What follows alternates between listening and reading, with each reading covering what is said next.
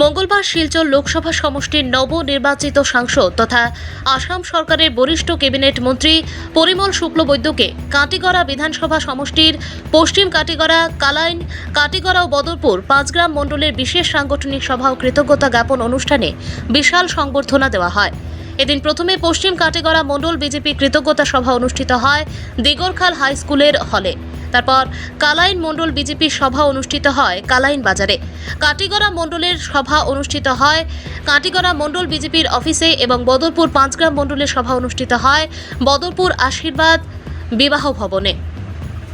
শিলচরের সাংসদ হিসেবে সত্যিকার অর্থে আমরা রাষ্ট্র সেবা করতে পারি। আমি এই কথাগুলো এই জন্য বললাম যে আমরা নির্বাচনের আগে বলেছি রাষ্ট্র সেবা করব, আর রাষ্ট্র সেবা শুধু সাংসদ হিসেবে রাষ্ট্রের কাজ জিপি মেম্বার করে, জিপি পঞ্চায়েত করে, জেলা পরিষদ করে।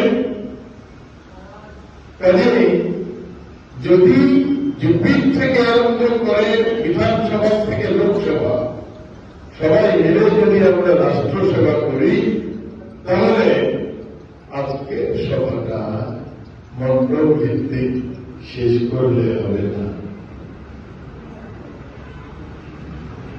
আমরা শিলচর লোকসভার চর্চা এখানে এসেছি, তো শুভেচ্ছা আমাদের খুব শব্দ অল্পকালের মধ্যে।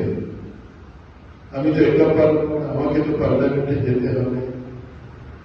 এই সময়ের মধ্যে আমি যেমন ভারতীয় জনতা পার্টির কর্মী হিসেবে আপনাদের কাছে এলাম, আপনারা যারা শক্তি কেন্দ্রে আছেন, আপনারা যারা ভোটে আছেন, আপনাদেরও ওই ভোটের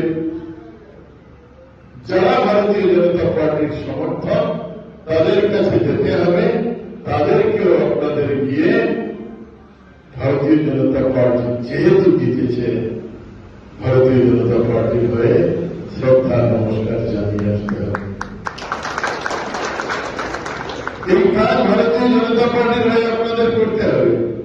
আর আমি শপথ নেওয়ার পরে ভারতীয় জনতা পার্টির লোকসভার প্রতিনিধি হিসেবে আপনাদের সহযোগিতা নিয়ে আমাকেও ওই জিপি স্তর পর্যন্ত যেতে হবে।